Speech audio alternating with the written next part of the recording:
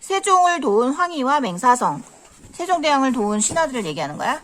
세종 때 가장 훌륭한 신하를 꼽아보면 엄마. 황희와 맹사성을 빼놓을 수 이게 없어요. 아니고 아니 이거 그중 황희는 고려 때부터 이름난 선비였어요. 그런데 고려가 망하자 두문동으로 들어가 버렸지요. 선비는 두 임금을 섬기지 않는다 이렇게 생각했기 때문이에요. 자, 어느 날 태조가 두문동으로 편지를 보냈어요. 그만 고집을 꺾고 백성을 위해 일해주시오. 편지를 읽은 두문동 선비들은 고개를 끄덕였지요. 백성을 아끼는 이성계의 마음은 진심인 듯하오. 그렇다면 아직 젊고 실력이 있는 선비는 조정에 나아가 백성을 위해 일하는 게 옳지 않겠소? 이렇게 뜻을 모은 두문동 선비들은 황희를 뽑아 태조에게 보냈답니다.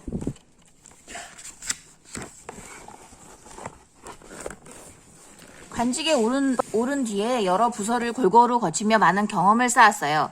그는 나란히를 나누어 맡아보던 6부서의 으뜸 벼슬에 올라 일했지요.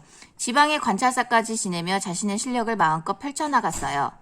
야, 6조. 6조가 뭐야?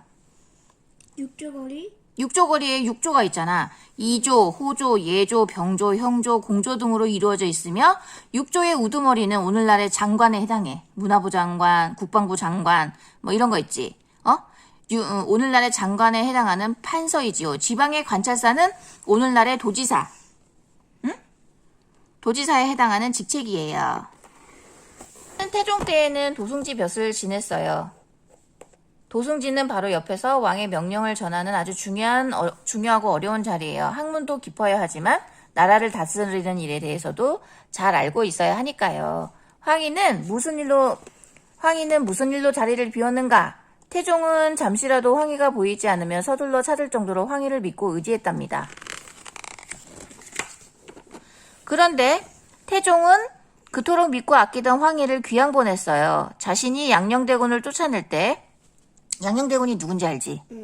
태종의 맏아들, 이방원의 맏아들, 양녕대군을 쫓아낼 때 황희가 거세게 반대했기 때문이에요. 그러나 태종은 충녕대군에게 이렇게 말했지요.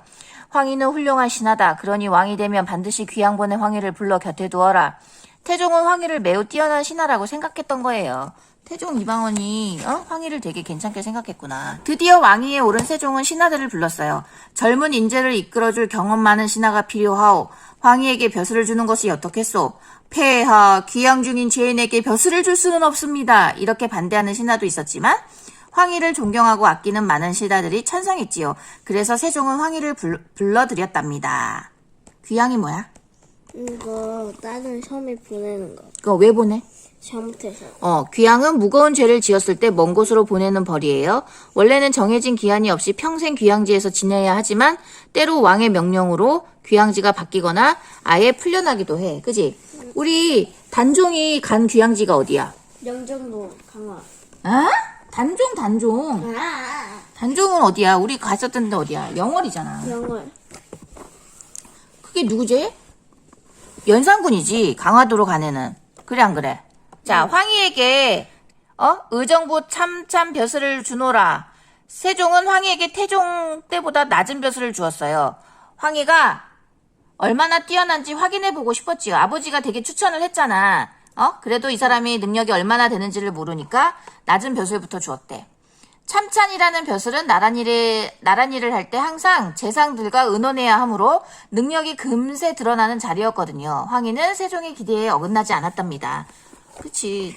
황희가 엄청 대단한 사람이니까. 폐하, 강원도에 심한 흉년이 들어 수많은 백성들이 굶고 있다고 하옵니다. 이번 기회에 황희에게 지방 살림을 맡겨봐야겠군. 세종은 황희를 강원도 관찰사로 삼았어요. 강원도로 간 황희는 금세 수령들의 잘못을 밝혀냈지요.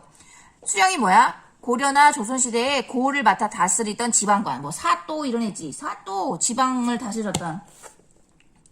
자, 강원도 백성들이 굶주리게 된 것은 수령들이 거짓으로 보고를 했기 때문입니다. 멋져. 황희는 강원도 수령들을 쫓아내야 한다고 했어요. 곳간이 비었는데도 미리 채워놓지 않고 백성들을 굶겨 죽인 수령들을 벌하옵소서. 하지만 세종의 생각은 달랐어요. 수령들을 한꺼번에 바꾸면 백성들이 더 힘들어진다. 그들이 몸을 아끼지 않고 백성을 살려낸다면 그들의 죄를 용서해 주겠노라. 황희는 이러한 세종에게 큰 감동을 받았답니다. 왜? 그치? 새로운 사람이 다시 오면 또 적응하는 기간이 들고 그 사람이 잘한다는 보장이 없잖아. 그러니까 그 잘못을 뉘우치고 열심히 하면 벌을 사해준대. 그 뒤에도 황희는 늘 뛰어난 능력을 보였어요. 세종은 모든 나랏일을 황희와 의논하게 되었지요. 폐하 여진족의 침입을 막아야 합니다. 그래서 여진족이 자꾸 쳐들어와서 세종이 한 게 뭐야? 뭐뭐를 설치했잖아. 까먹었어? 사군 유이가 육진. 유사근 육진. 황희는 북방에 사군과 육진을 둘 것을 주장했어요. 국방을 튼튼히 해야 나라가 안정되기 때문이지요. 황희는 1426년부터 24년 동안 정승을 지내며 나라의 안정과 발전을 위해 큰 공을 세웠답니다. 와, 24년 동안이나 일을 했네. 이분이야? 이 사람 진짜. 세종은 황희를 도와 나라를 이끌어갈 인물들이 더 있었으면 좋겠다는 생각을 늘 하고 있었어요. 그래서 도승지를 불러 좋은 인재를 찾아보라고 했지요. 그러자 도승지가 기다렸다는 듯이 대답했어요. 맹사성이라는 관리가 있사옵니다. 그는 항상 피리를 불며 소를 타고 다니는데 아주 청렴결백한 인물입니다. 청렴결백은 마음이 맑고 깨끗하며 욕심이 없는 인물이래. 이 사람이 맹사성이야. 왜 소리 타는 그러니까 이 사람. 피리 볼 때. 말이 없어서 그런 거 아니야? 말이 없어서 그런 거 아니야? 손을 놔야 돼가지고 미리. 이 사람이 맹사성이야. 욕심이 없잖아. 그냥 있는 거 타고 다니는. 그러니까 봐봐, 초가집에서 살아. 우린 참 다행이야. 삿갓이 없는 사람들은 이 비를 다 맞겠지? 이봐, 조그만 거에도 행복을 느끼는 사람이네, 그지? 지붕이 안 새는 집에서 살면 삿갓이 왜 필요하겠어요? 맹사성은 매우 가난한 관리였어요. 비 오는 날이면 지붕에서 빗물이 새기 때문에 집안에서도 삿갓을 쓰고 있어야 할 정도였지요. 그러니까 엄청 가난하지? 지붕 수리도 못하고. 허허, 삿갓이 없는 사람들은 어떻게 이 비를 피할꼬? 지붕이 새지 않는데 삿갓이 왜 필요하겠어요? 비 오는 날이면 부인에게 이런 핀잔을 들어야 했지만 항상 흥겹고 행복한 마음으로 살고 있었죠. 이 사람은 작은 거에도 행복을 느끼면서 사는 사람이야. 응? 자, 곱고 강직한 황희와 부드럽고 섬세한 맹사성은 무슨 일이든 호흡이 척척 맞았어요. 두 사람이 함께 짐을 도와주니 나라가 안정되고 백성들이 행복해하는구나. 여기서 두 사람이 함께 짐을 도와주니 에서 짐이 뭐야? 무거운 짐이야? 무거운 짐이야? 아니 나쁜 짐. 나쁜 짐이야? 이게 무슨 말이야? 두 사람이 함께 짐을 도와주니 나를 도와주니 이 세종대왕을 얘기해. 왕을 얘기해. 왕을 도와주니, 나를 도와주니, 나라가 안정되고 백성들이 행복해 하는구나. 알겠어? 무거운 짐이 아니에요. 세종은 늘 두 사람을 불러 나랏일을 의논했어요. 황희와 맹사성은 각기 맡은 분야에서 힘껏 일하며 평화로운 나라를 만드는데 앞장섰답니다. 야, 황희정승의 묘가 어디 있는지 알아? 경기도 파주시 탄현면에 있는 황희의 묘. 우리 파주면 가까운데 황희정승 묘에 한번 가봐야 될까? 오늘 가자. 봐봐. 세종대왕이 시각장애인이었다고요? 눈이 안 보였어? 눈이 엄청 나빴나 보다. 자, 세종은 젊었을 때부터 눈병을 심하게 앓곤 했대요. 눈병이 점점 심해져서 나중엔 어떻게 될게? 나중에는 지팡이를 짚고 다녀야 할 만큼 시력이 나빠졌대. 세종 때의 기록을 보면 세종이 이렇게 말한 적이 있어요. 내 두 눈이 흐릿하고 깔깔하며 아프구나. 봄부터는 지팡이가 없으면 걷기가 어렵구나. 세종은 눈병을 고치기 위해 무척 애썼어요. 너도 눈병 난 적 있잖아. 너 눈 못 떠가지고 눈 감고 다녔잖아. 그지? 그 눈병이 근데 왜 눈 못 떴어?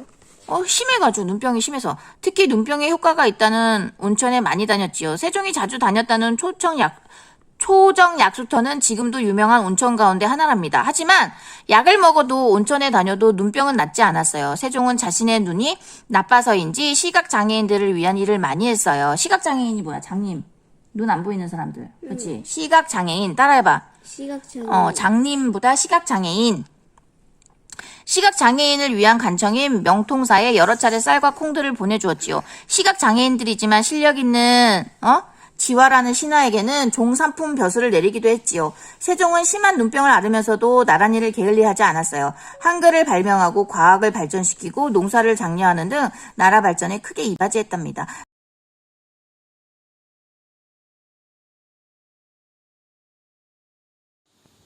난 맹사성 고려 말과 조선 초의 문신이었지.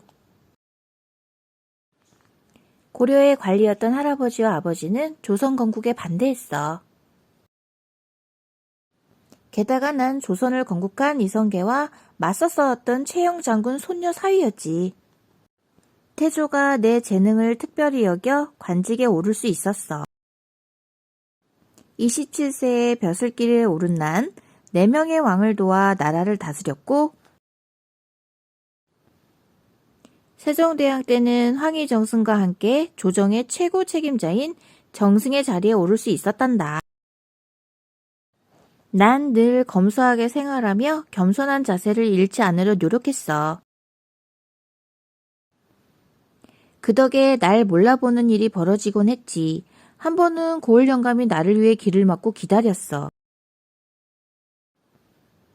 하지만 소를 탄 허름한 차림의 나를 포졸들은 알아보지 못했지.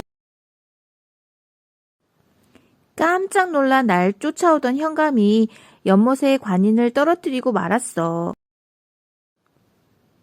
내 집을 살피러 오셨던 임금님도 깜짝 놀랐다고 해. 재물에 욕심내지 않고 성실히 일한 덕에 난 천백리로 뽑혔단다. 난 정승의 자리에서 임금님이 뜻을 펼칠 수 있도록 최선을 다해 도왔어. 나라를 다스리는 데 기본이 될 자료들을 마련하는 데에도 힘썼어. 문화, 예술 분야에서도 큰 역할을 했지. 많은 관리들이 중국 음악을 중심으로 발전시키려 했지만 난 전통 음악을 지키려 노력했단다. 잦은 질병에 고통받던 임금님께 온천욕으로 치료를 권한 덕에 온천탕도 만들어졌지. 지금까지 나의 이야기를 들어줘서 고마워. 우리 다음에 또 만나. 안녕.